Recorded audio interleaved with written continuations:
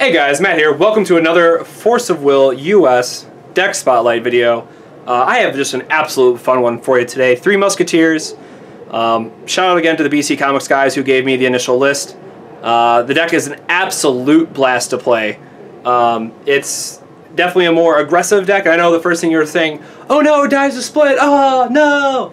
Well, if you watched our playtesting videos, you'll see that the deck very often wins the game on 3 or 4 stones and before split is ever relevant.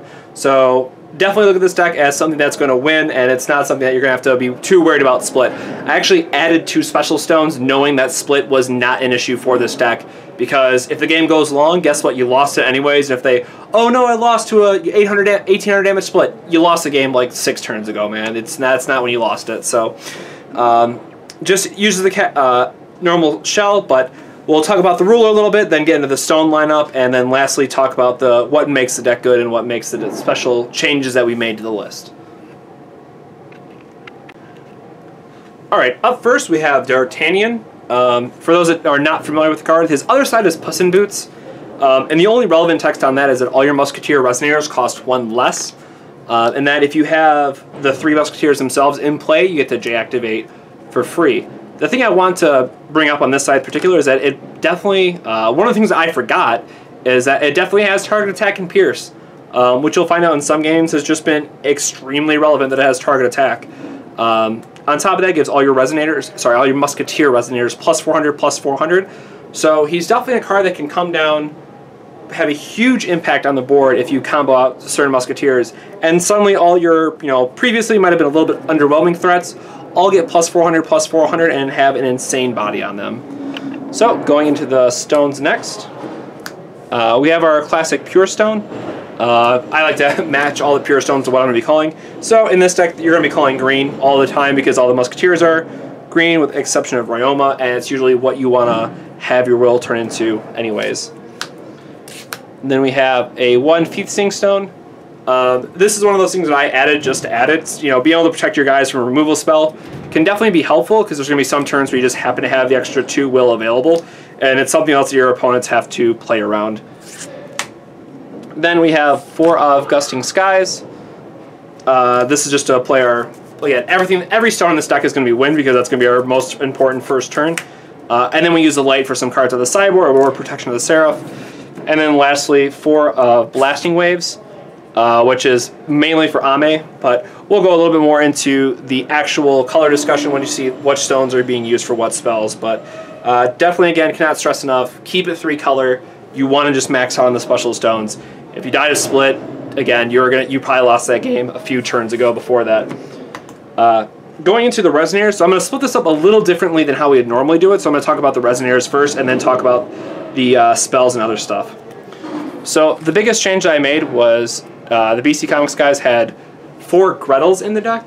Honestly, it's for those of us that played Musketeers like way back in the day when the game first came out, having a turn 1 Elvish Priest into a turn 2 Athos is extremely strong. And against the other aggressive decks, especially those that don't play Bow, so like more the Bahamut aggro, Bahamut burn, those decks, that they might play them out of the sideboard too, because addition removal is just lacking right now. It's really, really good to have that turn 2 Athos with an ame on it. So suddenly you have a 1200 that's just going to race them and really start hurting their clock. For our other 1-drop, again, mind you, Musketeers do get 1 less, so Ryoma does come in as a Musketeer Resonator that is essentially a 1-drop for the deck. She is a 400 body, and the thing that I always forget is that she can filter. So, I think this happened in one of our playtesting videos. I forgot that I had a Windfire, Blasting Waves, and a Gusting Skies open, and I forgot that I could filter the green or light into another red, so I could have casted ame. So aside the fact that she gets plus 400, she counts as a 1-drop. Her color fixing ability is just absolutely amazing for the deck that wants to not have many stones in to begin with. So going on to the 3 Musketeers themselves, we do play the full play set of each one of them. So up first we have Porthos, which is a 700 with Pierce. Again, it dies of thunder is pretty awkward, but when you get to flip DArtagnan and you have the extra damage, so it's a 11,800, having Pierce is super, super relevant.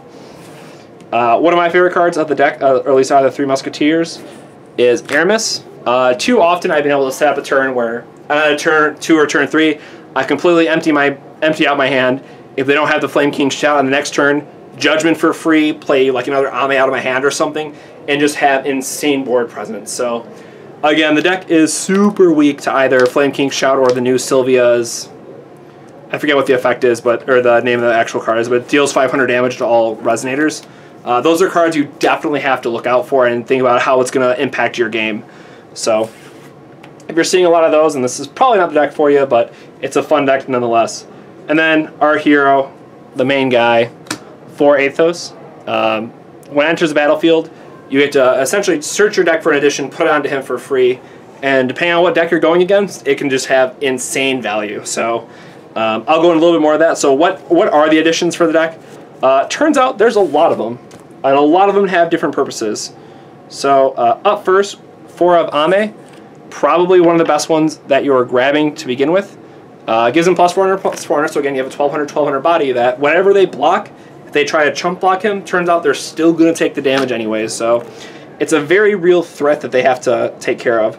And in some very, very rare instances, I was actually able to kill Chris with Yamada. He was able to, I had a top deck Athos, put Ame on it, and he was in a position where he couldn't attack with Yamada because I just block with Athos and do that final bit of damage. Up next, we have 4 Protection of the Seraph, which is honestly just a better Crucifix. It's a 1-drop. It just houses all the control decks. Like, I can't stress that enough. The week I was able to play this, I just fortunately went up against a lot of, Blazer Cthulhu decks, and it turns out they actually can't beat this card because they don't play addition removal. Not a lot of options that they have in Dark Fire, so some games I either got it off Athos and put it on Athos, or I had a turn 1 Ryoma into turn 2 protection into Musketeer's bayonet, which is another really great value card add. So speaking of which, Musketeer's bayonet gives it plus 400, and if it's Musketeer, it gets first strike and pierce. So suddenly Ryoma, let's use Ryoma for example, she becomes a 800/400 that can't be attacked, cannot be targeted by your opponent's spells or abilities, has first strike, and has pierce. And then let's think about if, a few turns later that you're going to be putting D'Artagnan into the field, gives them all plus 400 in addition. So now she's a 1200/800, first strike, pierce, cannot be attacked, cannot be targeted. Absolutely insane to watch the deck curve out when you get to, maybe it's a little bit Christmas Magical Land, but I think it's just a blast to play.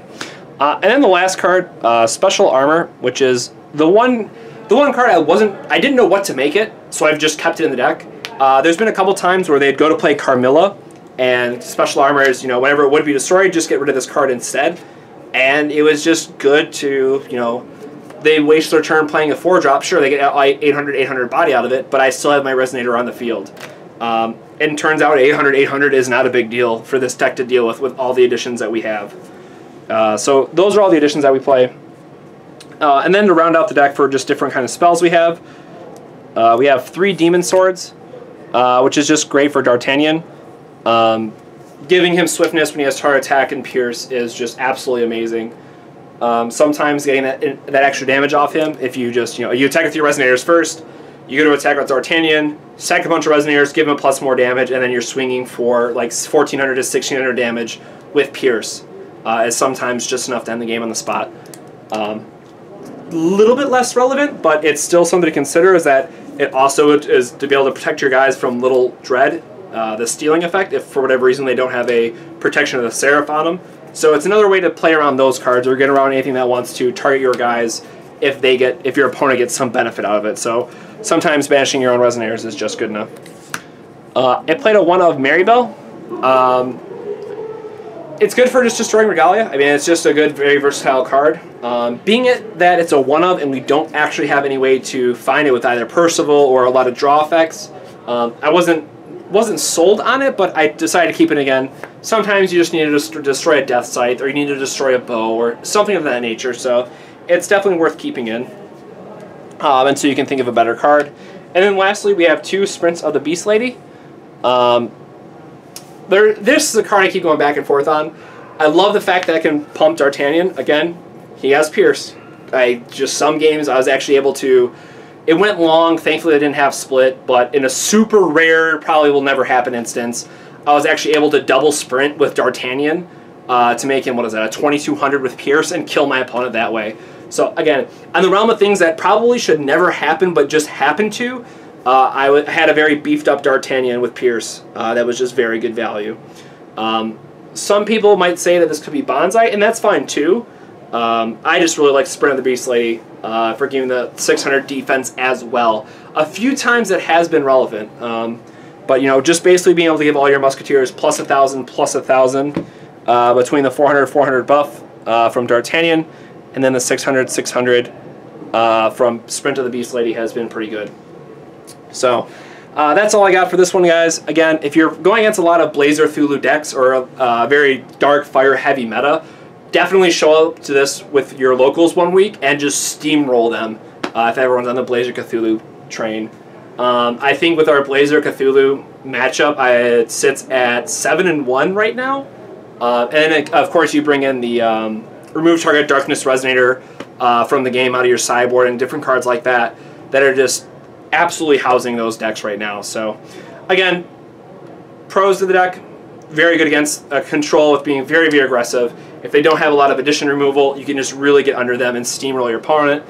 The con of the deck has a really hard time with bows. One bow is beatable. Actually, let me rephrase it. One bow is very beatable. Two bows, you have to draw well. Three bows, there's no chance you're winning if they're playing the Arla version because you just cannot get through one bow being able to destroy two additions. So, hope you guys like this deck spotlight. A little bit different deck again. Totally a blast to play though. If you like the video, make sure to drop us a like, comment on the video. If you haven't already, make sure you subscribe. We'll be doing a deck. We already did a deck versus video on this through Force Community.